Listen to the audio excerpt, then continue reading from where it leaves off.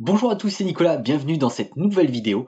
Aujourd'hui, nous allons nous intéresser à tout ce qui est affichage du piano roll, comment personnaliser un peu son interface. Ça va pas être les affichages qui vont vous aider à être plus efficace, mais juste pour voilà, personnaliser un peu votre piano roll. Si vous débutez, je vous invite d'abord à cliquer sur le lien en dessous pour regarder le tutoriel pour les débutants, qui vous permettra de mieux comprendre toutes les vidéos de cette chaîne, et vous recevrez en plus un ebook gratuit en bonus sur la créativité. Donc on commence tout de suite avec l'affichage. Ça se passe ici dans l'onglet View. Vous allez dans le menu View et ici on va voir ensemble toutes ces caractéristiques. Bon, il n'y en a pas tant que ça en fait, mais bon, ça va permettre un peu de personnaliser notre interface. La première chose c'est Grid Color. On clique et qu'est-ce que ça nous affiche? Un panel avec plein de couleurs. Alors comment ça marche en fait? Concrètement, vous sélectionnez votre couleur et votre grille va avoir cette couleur. Alors ça pique un peu les yeux, c'est très flashy, alors faites attention.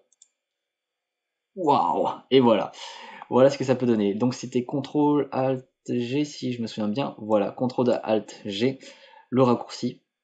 Vous pouvez vraiment choisir, sélectionner la couleur que vous voulez parmi toutes ces couleurs. Et voilà, vraiment personnaliser votre fond de votre grille, quoi. La couleur par défaut, c'est ici dans couleur personnalisée, c'est la troisième ici. C'était la troisième de la première ligne. Faites OK et voilà, vous retrouvez votre fond normal. Donc voilà, ça peut être marrant si vous voulez faire un peu d'originalité. Deuxième fonction, Invert Grid, vous allez voir que la grille va devenir plus claire au lieu d'être plus sombre. Hop. Et voilà, la grille voilà, change de tonalité, elle est plus claire au lieu d'être plus sombre. Sinon, Select, j'ai enlevé le Magic Lasso qui m'embête depuis tout à l'heure. Alors, on était dans View. Maintenant, je vais le remettre en normal. Hein. Hop. Maintenant, Time Segment, ça vous indique simplement voilà à quelle fréquence les colonnes deviennent claires ou sombres. Je m'explique. Là, vous voyez que là, cette partie-là, ces quatre mesures, elles sont plus claires que ces quatre mesures-là. On voit bien ici qu'il y a une différence de clarté. Ici, c'est plus clair. Là, c'est sombre. Là, c'est clair. Là, c'est sombre. Et en fait, ce réglage permet de modifier. C'est avec Time Segments qu'on modifie ça. Ici, c'est réglé sur 4 barres, donc 4 mesures. Donc ça correspond bien à ce qu'on voit. Si je règle sur une barre, voilà, chaque mesure, c'est clair, c'est sombre, c'est clair, c'est sombre, jour, nuit, etc. Et voilà, vous pouvez le régler sur les temps, et si vous voulez aucune indication par rapport à ça, voilà, vous l'enlevez tout simplement. Vous pouvez le régler aussi sur les marqueurs, ça alternera en fonction des marqueurs que vous avez. Les marqueurs temporels. Hein. Donc voilà, je le remets ici. On continue. Click Keep Label on Screen. Celui-là, il n'était pas facile à comprendre, mais j'ai compris comment ça fonctionnait. Alors d'abord, je vais l'enlever en fait. Là, ce que vous voyez, c'est que par exemple, quand vous avez des notes qui sont au bord, typiquement la E6, voilà, B5, G5. Si on se décale un peu, hop, elles disparaissent. Vous allez me dire, c'est normal. Sauf que si on active l'option Keep Label on Screen, hop, je vais décaler le piano roll et hop, qu'est-ce qu'on regarde? Ici, les notes, elles glissent le long, enfin le long des notes, le nom des notes glisse le long des notes, et de sorte à ce que je puisse les voir jusqu'à la fin. Hop. Et en fait, c'est ça que permet l'option Keep Label on Screen. Donc là, c'est à vous de voir. Moi, je préfère ne pas le mettre comme ça. Parce que là, par exemple, on a l'impression que la note elle débute ici, alors qu'en fait, elle est plus longue. Donc voilà, moi, je la mets pas. Mais bon, chacun fait comme il veut, en tout cas. Shadow, ça rajoute une ombre sous les notes. Alors franchement, elle est ultra subtile, cette ombre, ça, on ne voit pratiquement pas la différence. Attention, voilà. Moi, je n'ai pas vu la différence, franchement.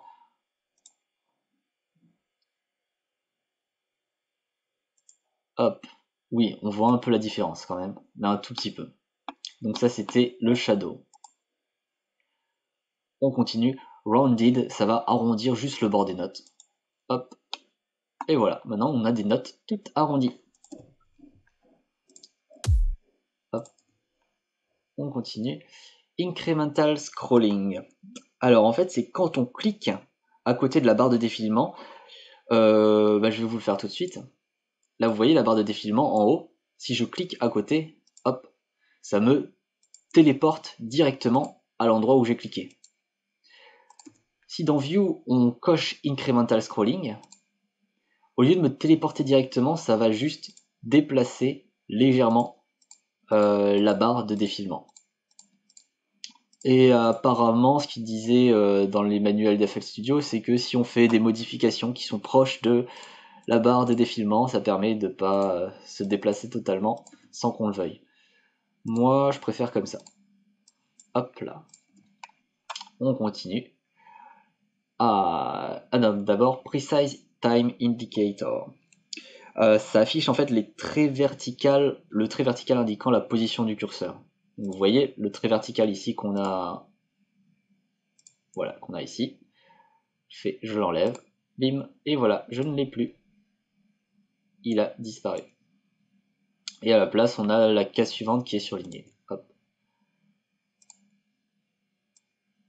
Donc voilà, Precise Time Indicator. Et donc là, on arrive à des trucs intéressants. Le mini piano roll preview.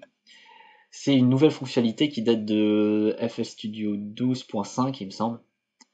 En fait, ça va nous permettre d'avoir une vision du piano roll en plus petit, en miniature, au-dessus du piano roll. Et hop, voilà, on a notre... on voit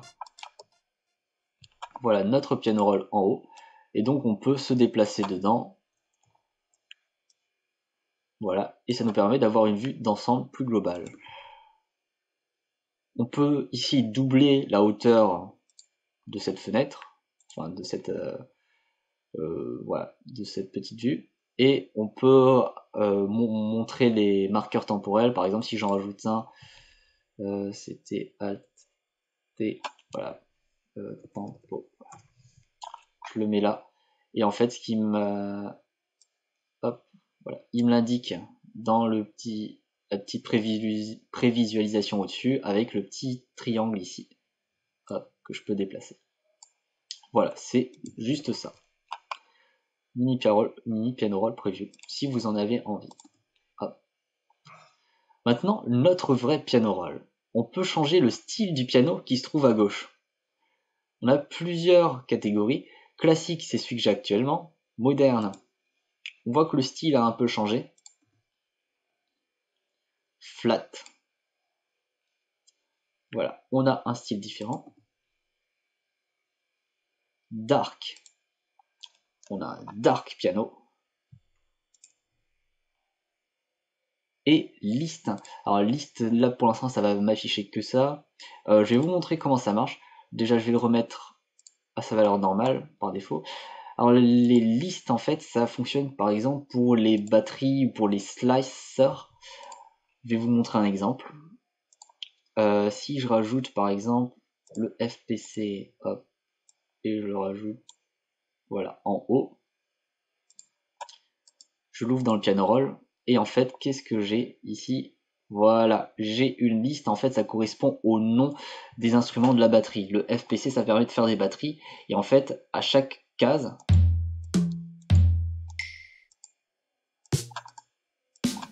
voilà, ça correspond à un son de la batterie.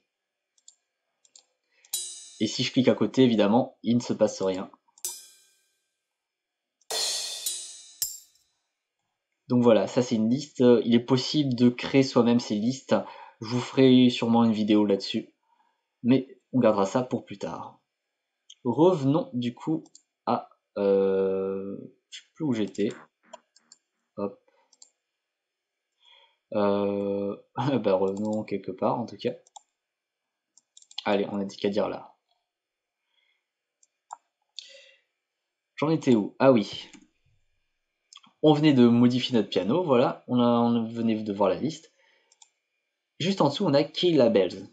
À quoi ça correspond? Ça correspond simplement aux notes qui sont indiquées ici. Là, on a C5, D5, E5, c'est les notes dans il me semble le système américain ou allemand, je sais plus, je crois que ça vient d'Allemagne, bref. Et là en fait c'est des C, c'est le Do, Ré, Mi, Fa, Sol, La, Si, Do. Voilà, vous serez content d'avoir appris quelque chose aujourd'hui. Et voilà, du coup, All Notes ça affiche toutes les notes, None ça n'en affichera aucune. Si vous êtes un pro, un virtuose du piano, et Root Note ça va afficher la tonale, il me semble que c'est comme ça qu'on l'appelle, la note la plus basique de chaque gamme. La première note de chaque gamme en fait.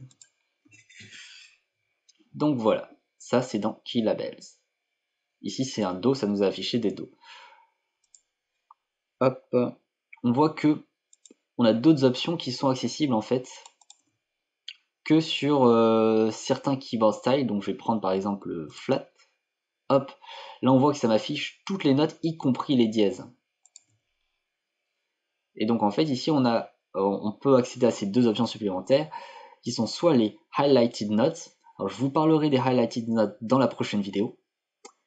Et les white notes only, là c'est dans le cas de ce piano par exemple, là voilà je ne vais afficher que les notes blanches du coup. Hop. Mais ça de façon, ça n'a de sens que sur certains modèles de piano. Comme je disais, si je reviens sur le classique, je n'ai de toute façon pas les notes noires qui sont écrites. Mais bon, voilà, on arrive à survivre sans quand même. On en était là. Swap panels, hop là, ça inverse juste les deux fenêtres. Voilà, l'éditeur d'événements et vraiment le piano roll. Flip separator, ça permet juste de fermer l'éditeur des vêtements, c'était avec Shift Entrée, je vous en avais déjà parlé. C'est vraiment très très simple. Et il me semble que c'est tout. Remove background picture. Ah, visiblement on peut rajouter une image, j'avais pas noté ça. Bon, bah de toute façon je sais pas comment faire, je ferai une vidéo là-dessus du coup. Je ferai une vidéo sur un peu tout, j'ai beaucoup de boulot à faire. Bon, dans tous les cas, si vous avez appris des choses dans cette vidéo, vous pouvez liker la vidéo. Abonnez-vous pour être au courant de tous les prochains tutos que je vais faire pour vous. Et dans tous les cas, bah, d'ici la prochaine vidéo, amusez-vous bien sûr à FL Studio, faites-vous plaisir et à bientôt. Ciao!